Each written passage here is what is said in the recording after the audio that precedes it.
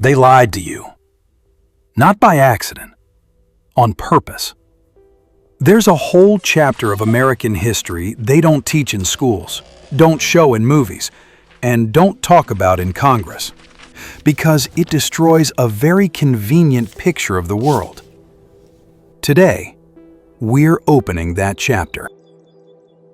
Forget the white plantation owner with the whip. You've already seen that picture. Here's a different one.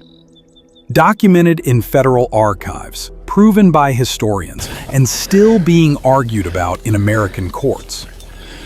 On some southern plantations, it was Native Americans standing over the slaves, legally, with paperwork proving ownership of other human beings.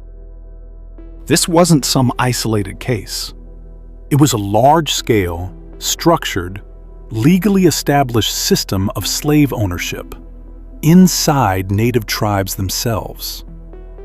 And the fact that you've never heard about it, that's not an accident.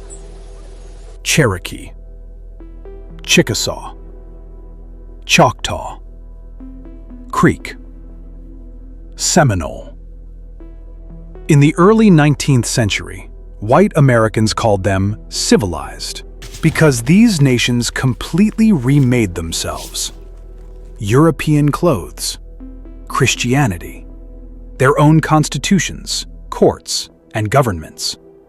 They learned the rules of the game and decided to play it better than the people who invented it.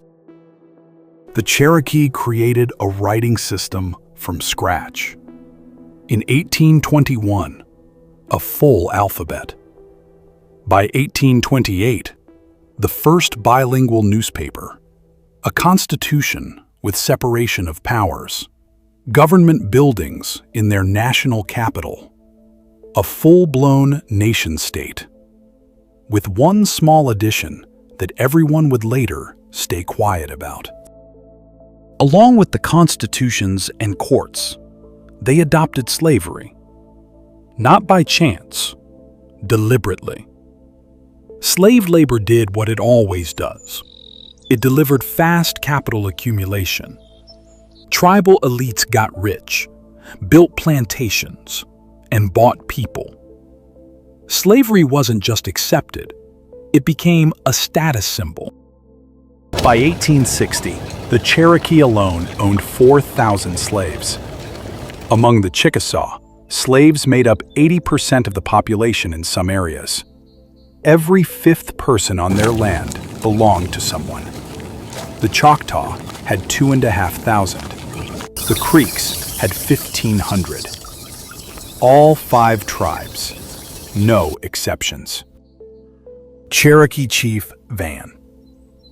A massive plantation in Georgia. Red brick, white columns, manicured gardens. Locals called it the Diamond Palace. 110 slaves worked there. John Ross, the most famous Cherokee chief, a symbol of resistance, a national hero. The man who spent years sending petitions to Congress about injustice and oppression against his people, while his own slaves worked the cotton fields just a few miles from his office. Both facts are true. Neither cancels the other. 1839. The Cherokee National Council adopts its own slave code. Not an unwritten custom, an actual law, written, voted on, and officially sealed. A document that turned slavery from a practice into a legal right. Under this code, slaves couldn't own anything. Education was banned. Marriage was allowed only with the owner's permission. Runaways were hunted down and returned by neighboring tribes. In a nation where the chief created an alphabet and celebrated literacy, black children were forbidden from learning to read. The Chickasaw were even harsher. Any free black person on their territory, without special permission, could be enslaved. No trial, no evidence. Just crossing an invisible border was enough, and your freedom was gone. At auctions, People were sold the same way. The same wooden platform.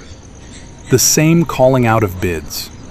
The same humiliating inspections as in New Orleans. Mothers went one way, children another. Standard procedure when dividing up property. In the Florida swamps, Seminole slaves were sent to drain wetlands, standing water, Florida sun, mosquitoes, rotten air. Malaria killed them by the dozens. For the owners, it was just a calculation. Acceptable losses, replaced by buying new people. Harvard historian Taya Miles wrote directly that some native slave owners treated their slaves worse than many white planters, not because they were more cruel, but because they carefully copied the harshest practices they saw. Former Choctaw slaves later said, "They worked us like horses. The master could sell you anytime, if you needed money or simply felt like it." These testimonies are still sitting in archive boxes, with labels almost nobody opens. April 1861. Fort Sumter. The first shots of the Civil War. America splits in two, and everyone has to answer one question. Whose side are you on? The North talked about ending slavery. For the tribal elites, that meant losing everything. The Confederacy offered clear deals. Your right to own slaves on your land would be protected by law. All 5 tribes sided with the South, consciously, voluntarily. General Stand Watie, Cherokee. A brigadier general in the Confederate Army, the only Native American general in the war. He wasn't fighting for vague Southern sovereignty. He was fighting for his people's right to keep other human beings in chains. April 1865. General Lee surrenders. The war is over. Everyone knows it. Stand Watie keeps fighting. The last Confederate general to surrender did so on June 23, 1865, almost 2 months after the official end. It was the Cherokee. But there was no unity inside the tribes. Those without slaves often fought for the North. The Civil War tore the tribes apart from within. Father in Confederate gray, son in Union blue, fighting on the same battlefield. 1865. The 13th Amendment. Slavery is abolished across the country. 4 million people are freed. The 5 tribes receive an ultimatum: free your slaves, give them citizenship and equal rights, or lose your land and your sovereignty. The Cherokee officially ended slavery in late 1866, later than some former Confederate states. The Chickasaw refused to give the freed people citizenship at all. The federal government had to pressure them for years. The freedmen ended up in limbo, free but with no land, no money, no documents, no representation. The fields they had worked for decades remained in someone else's hands. Freedom without resources is just another kind of trap. In the early 20th century, the freedmen were added to the Dawes Rolls, official records that determine land rights and tribal citizenship. It's all documented. But documents can be changed. Decade after decade, quietly, through legal revisions and technicalities, descendants of the freedmen began disappearing from tribal rolls, family by family, with almost no witnesses. 2007. The Cherokee Nation holds a referendum. More than 2,000 people are removed from the nation. People whose families had been part of it for 8 generations. The message was clear. Your ancestors were our slaves. Therefore, you are not Cherokee. 2017. A federal court partially restores the rights of freedmen descendants. Partially, not fully. The lawsuits are still ongoing right now while you're watching this. The Chickasaw Nation makes millions every year from casinos and businesses. The descendants of the people who built that wealth with their slave labor receive nothing.